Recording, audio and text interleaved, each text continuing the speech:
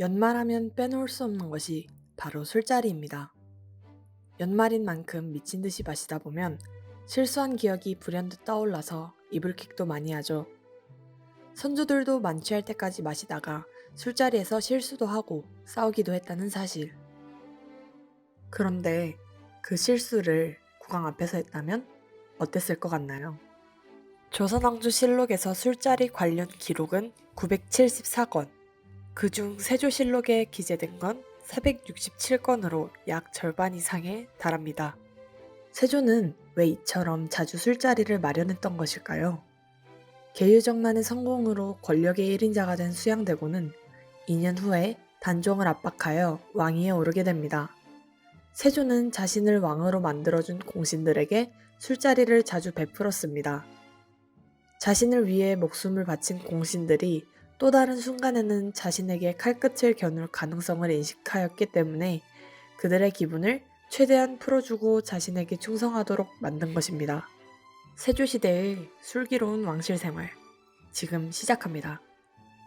세조 즉위에 공을 세워 절대적인 신임을 받아 영의정까지 오른 정인지는 술이 약하다는 결정적인 약점을 지니고 있었습니다.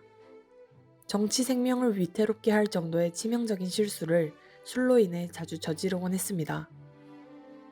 세조 4년, 당시 세조는 불교에 심취하여 법화경, 대장경을 간행하는 등 불교 진흥을 꾀하고 있었는데요.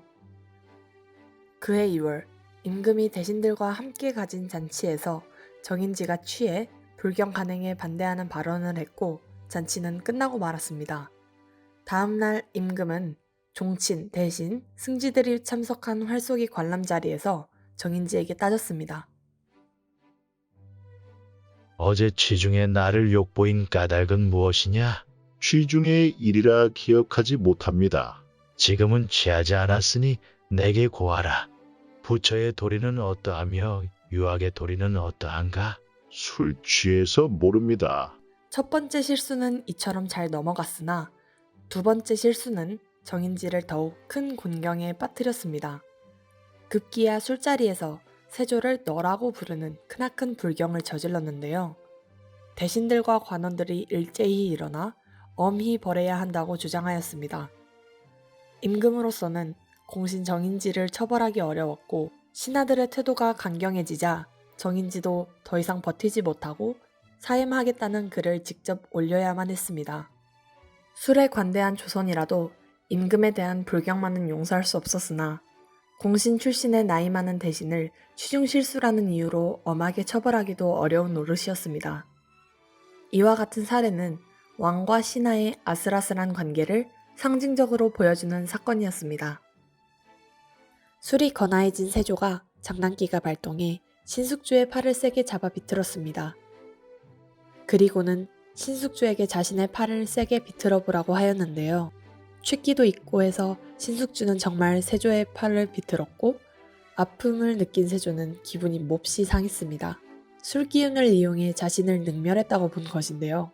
원래 술을 잘하지 못했던 한명회는 멀쩡한 정신으로 상황을 목격했고 신숙주의 앞날이 걱정되었습니다.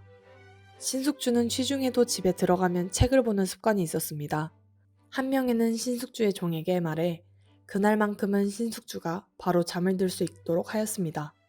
아니나 다를까 세조는 사람을 시켜 신숙주의 동태를 살피게 했고 신숙주가 잠들었다는 보고를 받았습니다. 맨정신인데 술을 빙자하여 자신의 팔을 비튼 것이 아닌가 하고 괘씸해했던 세조는 신숙주가 정말 술에 취해서 실수한 것임을 파악하고는 분노를 거뒀습니다. 한명회의 기지가 신숙주를 살린 것입니다. 이렇게 세조 때 있었던 술자리 일화들을 알아보았는데요. 여러분이 직장 상사나 교수님께 술에 취하여 실수를 했다면 어땠을 것 같나요? 윗사람을 포함하여 동기나 후배에게도 술 마시고 실수해선 안 되겠죠. 과음은 실수를 낳기 마련입니다. 술자리가 잦아지는 연말인 만큼 우리 모두 실수하지 않도록 주의하고 주량껏 마시도록 노력해야겠죠. 흠집 하나 없을 것 같던 엘리트 재상들도 취하여 실수한 적도 많다는 사실. 이런 인간적인 모습을 보니 왠지 동질감이 드네요. 이렇게 보니 역사가 마냥 어려운 건 아니지 않나요? 다음 시간에도 재미난 역사 이야기로 찾아뵙도록 하겠습니다.